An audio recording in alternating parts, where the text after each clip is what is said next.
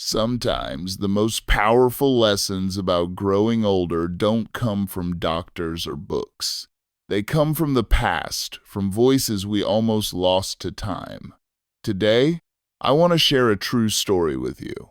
It started when my wife handed me a small, dusty box she found at an estate sale in a quiet town in Vermont. Inside, beneath some old photographs, lay a letter. The paper was yellow and brittle. The handwriting was shaky. It was dated March 1945. That letter, written by a man I never met, completely shifted the way I see my own aging. It taught me something about resilience, purpose, and time that I desperately needed to hear. Stay with me for the next few minutes. If you have ever felt invisible or worried that your best days are behind you, this message is for you. It might just change how you wake up tomorrow morning. My name is Thomas, and I am 74 years old. I spent 40 years working as a high school history teacher. I thought I understood the past. I had taught the dates, the battles, the names of presidents, but nothing in my textbooks prepared me for holding that letter in my hands. It was a crisp autumn afternoon when my wife Eleanor came through the front door. She loves old things. She says they carry the energy of the people who own them. I usually smile and nod. But this time she placed the box on the kitchen table and said, "I think you need to read this one." The box smelled like old wood and dried flowers. There were a few black and white photos. A young soldier in uniform, a woman standing by a willow tree, and then, folded tightly into a perfect square, the letter. I unfolded it carefully, worried it might crumble to dust. The ink was faded blue. At the top it simply read, "My dearest Margaret." I hesitated. Reading someone else's mail felt like intruding on a sacred moment. But 60 years had passed. The writer was gone. The recipient was gone. I sat down, put on my reading glasses, and began. The soldier's name was James. He was writing from a hospital bed somewhere in England just months before the war ended. He wasn't writing about heroism or strategy. He was writing about fear. Not the fear of battle, though. The fear of living. You see, James had been badly injured. His right leg was gone. He struggled to hold the pen, but his words were steady. He wrote, "Margaret, I used to worry about growing old. I worried about gray hair, a slower step, and not being needed by the world. But lying here, I have realized something. Growing old is not a curse. It is the prize. It is the goal that millions of young men like me are fighting to achieve. And so many of us will not get that chance." I stopped reading. I had to take a breath. I looked out the window at the orange leaves falling from the oak tree in our yard. I thought about my own complaints, the stiffness in my knees when I wake up, the way my memory sometimes loses a name before finding it again 10 minutes later. I thought about how often I have said, in a joking way, "Don't get old." Reading James's letter made me feel a hot flash of shame. Not guilt, but a deep, sobering awareness. I was living the dream he was denied. We all are. I kept reading. The middle section of the letter was the hardest to take in. James described his hospital ward. He talked about the sounds at night. The silence interrupted by muffled cries of men, haunted by shrapnel and nightmares. He didn't dwell on the gore. Instead, he focused on the future they were all desperate to have. He told Margaret about a conversation he had with the man in the bed next to him, a young pilot from Iowa.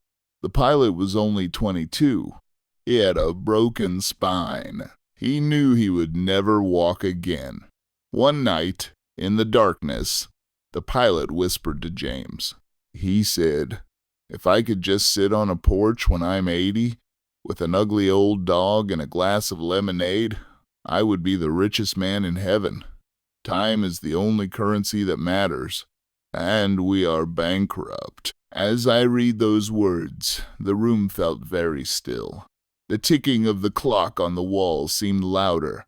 That young pilot never got the porch. He never got the wrinkles or the aching back. He never got the chance to be a grandpa. And yet, here I am, a man who earned those wrinkles. A man with a porch. A man with time. How often do we treat our remaining days like a dwindling balance we are afraid to spend, rather than a treasure we are blessed to hold? James was teaching me, across the decades, that aging is not about losing your utility.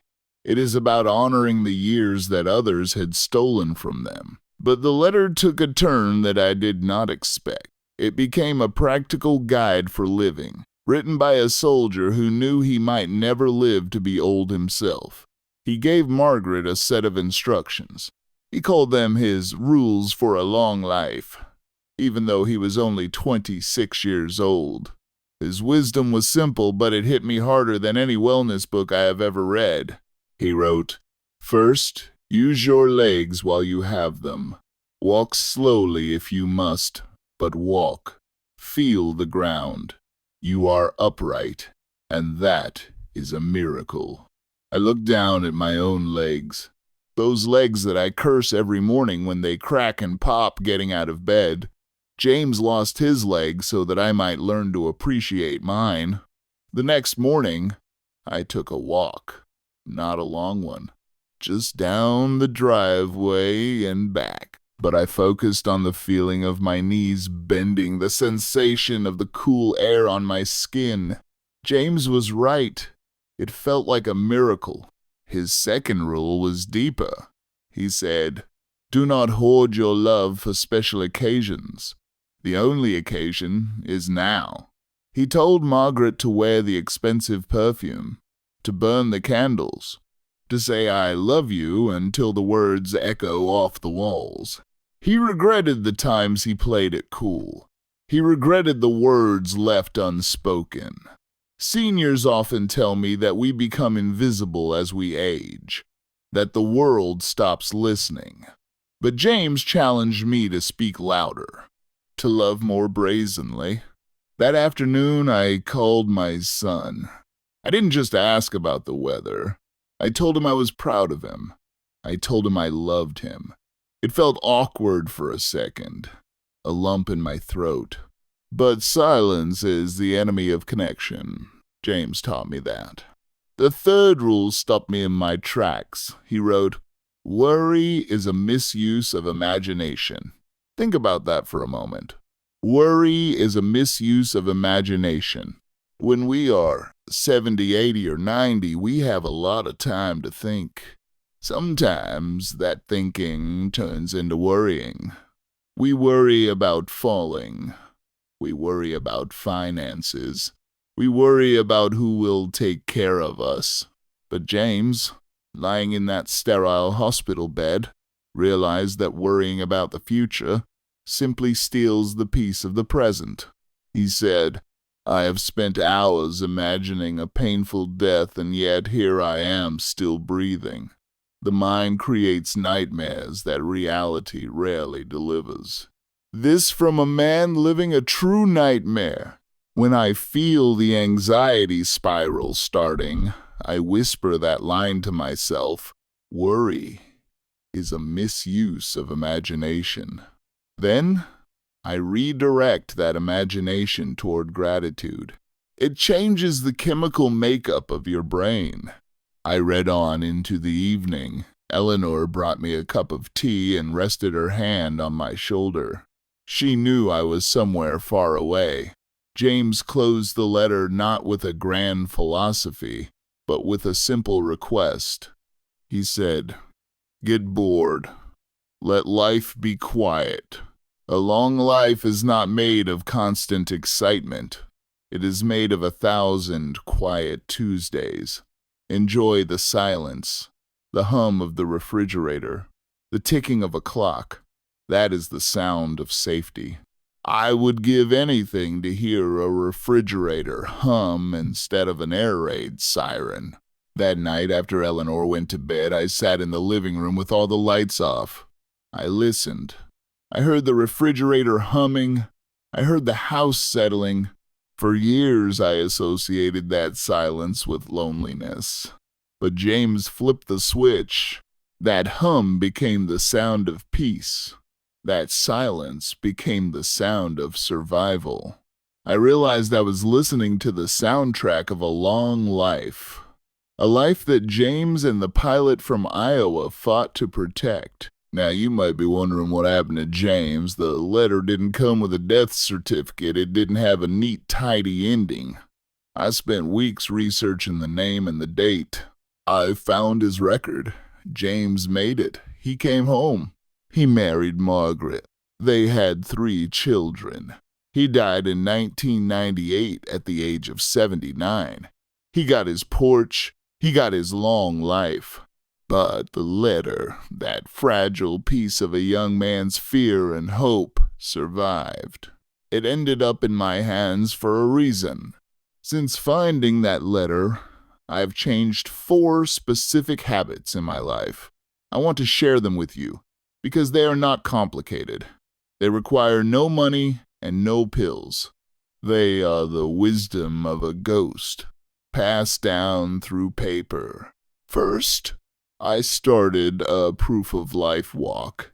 Every single day, unless the weather is dangerous, I step outside.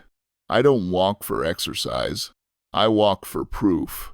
The sensation of wind, the smell of grass, the sound of birds. These are confirmations that I am still here.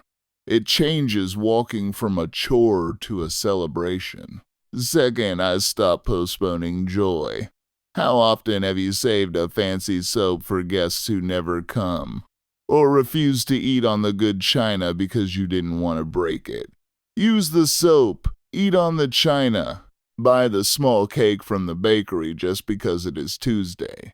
James died 1,000 times in his imagination thinking he would never taste his mother's apple pie again. When I eat a piece of pie now, I eat it slowly. I honor that taste. Third, I embrace the quiet Tuesdays. Our culture tells seniors to stay busy, keep moving, join clubs, travel, and that is wonderful if you enjoy it. But do not feel guilty for a quiet day. James reminded me that boredom is a luxury of peacetime. Staring out the window is not a waste of time. It is the activity of a peaceful mind. Do not let anyone make you feel irrelevant because you are moving at a slower pace. The world is loud enough. Be the calm. And fourth, I started writing letters. Not emails, not texts, letters. I found a box of nice paper and a fountain pen. Every month I write to someone. Sometimes it is my brother. Sometimes it is my granddaughter. I tell them the mundane things, the color of the sky, what I ate for lunch. Why? Because my handwriting is my fingerprint. When I am gone, those letters become treasures. James knew that a physical letter holds a soul differently than a screen. We need to leave a few pieces of our soul behind. There is a bonus lesson here, something I discovered by accident. It is about memory. Many of us worry about our memory fading. We do crossword puzzles to keep sharp. But when I looked at James's photo, the one of the woman by the willow tree, it triggered a memory of my own mother. A flood of details I hadn't accessed in 50 years. The way she hummed when she ironed. The sound of her key in the door. Neuroscientists say that nostalgia, looking back on positive memories, can be a powerful anti-inflammatory for the brain. It lowers stress hormones. James's letter didn't just teach me to live forward. It taught me to look backward with love, not sadness. Your memories are not just snapshots, they are medicine. Take time to revisit them. Write them down, share them. They are your legacy. I want to speak directly to you for a moment. If you are in your 60s, 70s, or 80s, you may feel that the world has moved on without you. Technology is fast. Music is strange. Sometimes respect is hard to find. But you carry something that the 22-year-old pilot never got. You carry years. You have weathered storms. You have loved and lost. You have the prize. The world might not always see it, but you are the victors. Every wrinkle is a ribbon of survival. Don't waste your remaining time worrying about being old. That is like a billionaire worrying about the taxes on his fortune. You are rich in time, even now. James's letter made me realize that the only true failure in aging is failing to recognize how lucky we are to be doing it. I keep the letter in a glass frame in my study. When I feel a bout of self-pity coming on, when I grumble about the rain or the aches, I look at that shaky handwriting. I hear the voice of a man who lost a leg but gained a soul, and I straighten my back. I thank God for the rain, because rain means I am alive. Let me leave you with this. Tomorrow morning, when you wake up, do not just check your phone or make the coffee. Walk to a window, look outside, take a deep breath, and listen. Listen to the hum of your house. That is the sound of peace. It was paid for with the silence of young men who never got to hear it. Honor them by living well. Honor them by cherishing the quiet moments. If this story touched your heart, if you know someone who is struggling with getting older, please share this video with them. Sometimes we need a voice from the past to remind us what the present is worth. We don't ask for likes often, but this is a message that deserves to be spread. Hit the like button to honor the memory of James, the pilot, and every soldier who gave us the luxury of growing old. And subscribe to this channel if you believe that aging is not a loss, but a gift. We are here every week, sharing stories that reconnect us with what matters most. Thank you for spending your precious time with me today. I am Thomas, and this is your reminder that growing old is not a curse. It is the prize. Take care of yourselves and take care of each other. Until next time, enjoy the silence. It is the sound of safety.